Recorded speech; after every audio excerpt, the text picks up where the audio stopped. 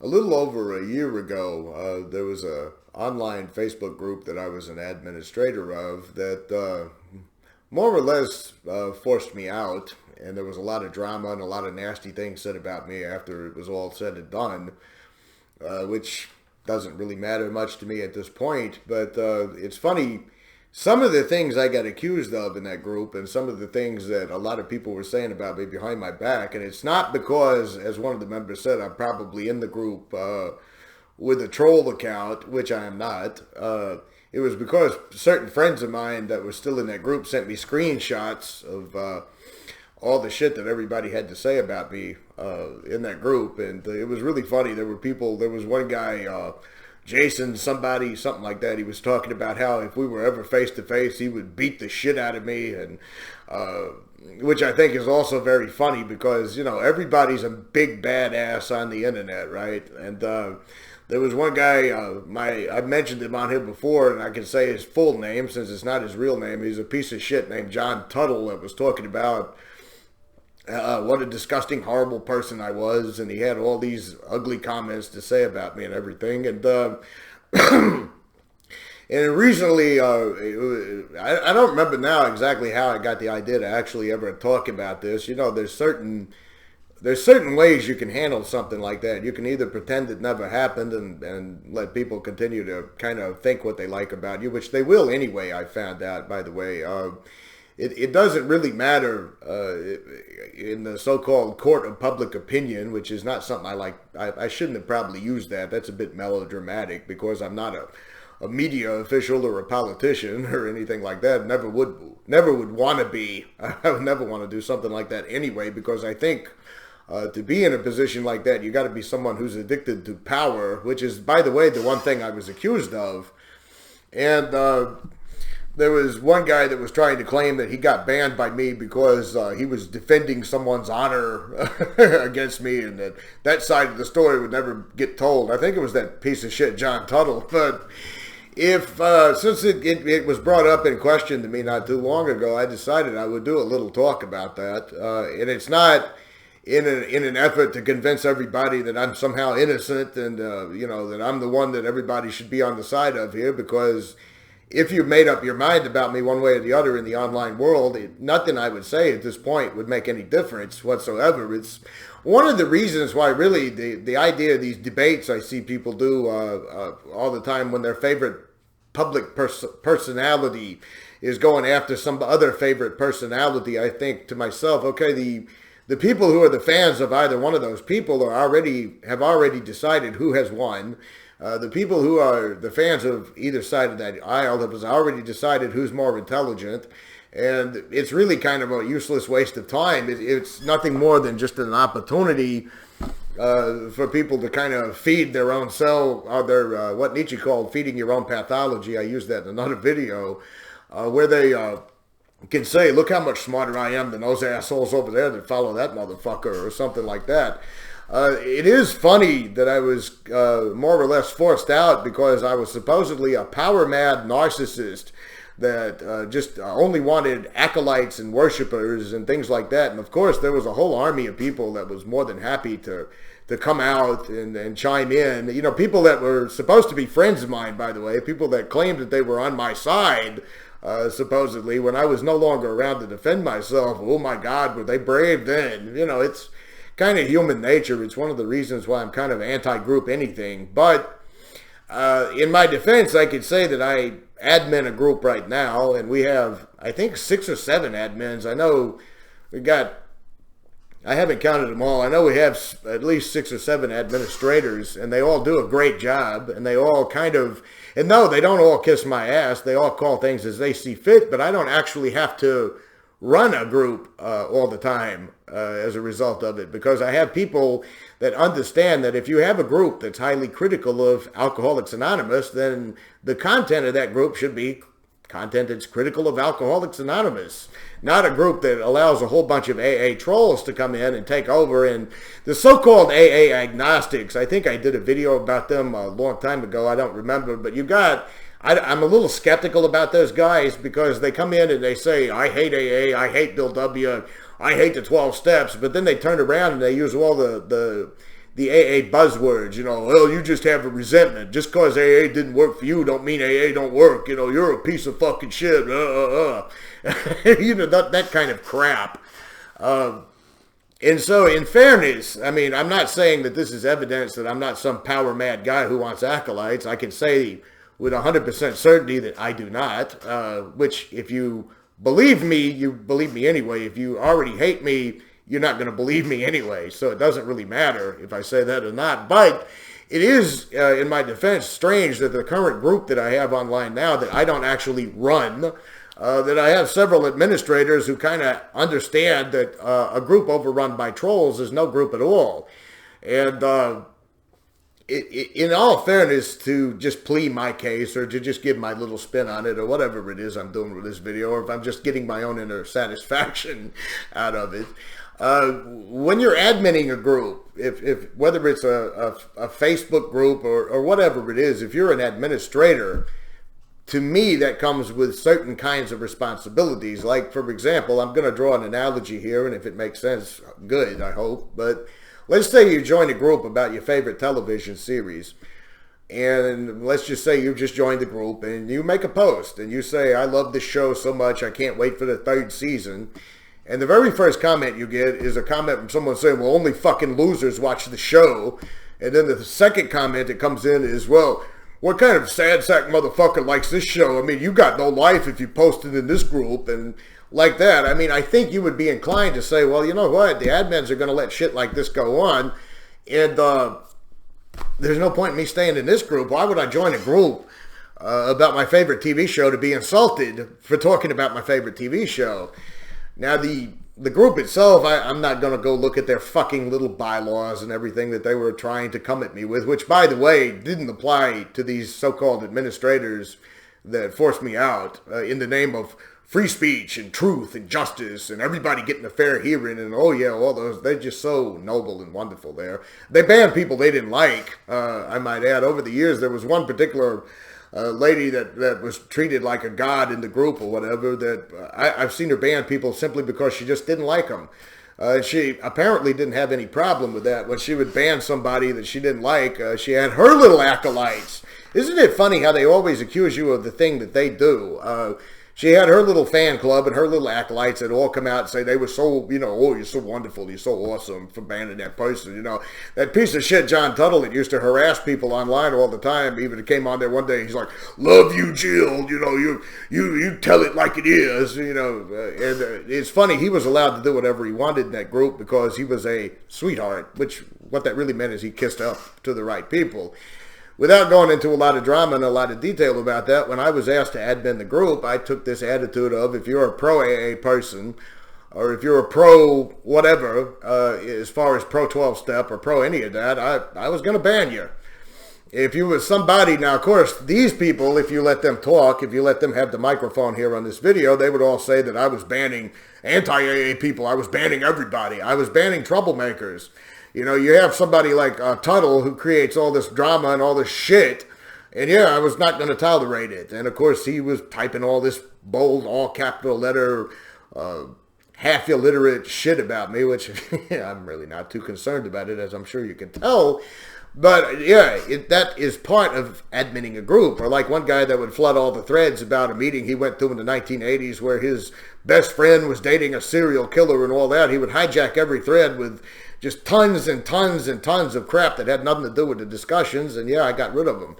The final straw, of course, came because every so often the Queen admin would leave Facebook, which is another thing that really irritated me about the whole thing. It's like, I don't care anything about this group anymore. I don't want to be on Facebook anymore. You can run the group as you see fit.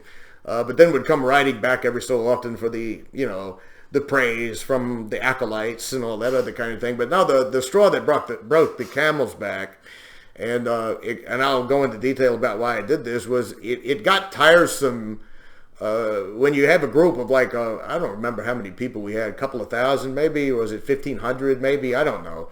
But every time someone had a complaint about the administrator, it was me that was taking all the shots. And of course, if you've ever been on any message boards or anything like that, way back in the day, long before social media, when you had just regular message boards. I remember I talked about this before when I used to participate on a forum called the Rational Response Squad. There were certain people that it was almost like they got a thrill out of baiting the administrators into banning them. And then they would come back under a different name, or they'd get their friends to join. And then it became like a big contest to see who was going to win the thing, between the administrators or between these people that were just there to stir shit, cause trouble. They weren't there to have a discussion. They weren't there to participate in any kind of constructive type way. They were there to stir shit, cause trouble, get banned, and come back again. I got a little bit tired of having these so-called co-administrators that did nothing really. They did nothing at all. They even seemed to think that their job as administrators was to do nothing. In fact, one of them even said, "I'm a silent administrator because I think we're all adults here." Well, that's not what an administrator does. It's like if you put me in charge, if you make me a manager at a small company and I got a bunch of employees who are all fucking up and fucking off and not doing their job, and I say, well, I feel we're all adults here, so I'm a silent manager, I don't think you'll be a manager very long. And out of irritation for these so-called co-admins that did nothing and me taking hits all the time from AA agnostics and trolls and all that other thing, I removed them. And of course they go running to the queen admin lady that would quit Facebook all the time, and she comes riding in like some avenging angel to make sure that this group does not fall into the hands of authoritarian assholes like myself, and gives me this long list of demands and complaints and everything about why the other admins don't like me and why the other people in this group don't like me and why a lot of people want me gone. And the funny thing about it was, in the private messages, I just flat out said, well, you want me gone, I'll leave. I mean, it was really more of a headache than it was anything else to deal with that shit day in and day out. I mean, nobody really wants to deal with log into social media, have about 15 or 20 nasty little messages in your way and a whole bunch of ugly comments from people trying to bait you. It gets old after a while. It gets stressful, and it's really something I didn't want to do any longer anyway, so I was more than happy to relinquish control. And of course, I was pissed because this person would leave Facebook and said they didn't care what I did with the group as long as I ran the group how I saw fit. They didn't care about Facebook. They didn't care about the group. But they come riding in like all of a sudden they're on a mission to make sure that justice is served and free speech is allowed and all this other kind of thing. The problem is the free speech argument doesn't hold a lot of water with me, because you ban people that you didn't like. You ban people who didn't even violate any kind of rules, but you let AA trolls and you let ass-kissers stay in the group who trolled other people and created a lot of turmoil and misery because you just seem to kind of like this drama kind of thing. Now, I'm really, really, really relieved to be out of all of it. I'm really relieved to be free of them and free of everything about them. But I did find it really amusing that once I was gone, you had so many brave people coming out of the woodwork to talk about what a piece of shit I am and, and how awful I was and how the group is going to be so much better now that I'm gone. And the very admin, by the way, who came out of the woodwork, to make sure that I was removed from my evil authoritarian regime or whatever it was, they left Facebook less than a month later. Yeah, that's right. They left Facebook like less than a month after that. They came in, they did their thing. They said the admins are going to take a better role, and they left. Now, there was a couple of people in that group that did defend me. There was a couple of people that were on my side. There were several more people than a couple. There was actually a lot of people that supported what I was doing in that group. But, as far as this queen admin that I was talking about, there was someone who took up for me. I had a screenshot somewhere. I didn't keep it, but she responded to that person with, "You'll always be the ugly girl at the dance that nobody wants to fuck." That was her exact words. That says more about her to me than any insult I could come up with, than any derogatory statement I could come up with, than any kind of anything I could actually say. That says everything that I need to know about you. That's how you talk to people who don't agree with you. That's why you banned a lot of pretty girls in the group who didn't kiss your ass. I mean, that says it all to me. In terms of, there was one guy that said, I just know he's a borderline personality disorder. And there was another guy that said, oh, there's no doubt about it. He's an unhinged narcissist. He's going to have a nervous breakdown any day now. An unhinged narcissist. He's going to have a breakdown any day now. I have 2 jobs that I work. I have an actual life that I actually live.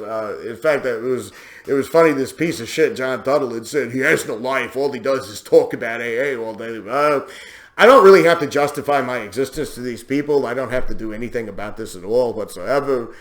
Somehow or the other, I don't remember exactly a couple of months ago, someone suggested I ought to talk about what happened there, because what happened there, from their perspective, they said was just so blatantly unfair that I think it was the underhanded way that they tried to make out like it was really about free speech, and it was really about protecting integrity, and it was all these little buzzwords that sound so good and so righteous on pieces of paper.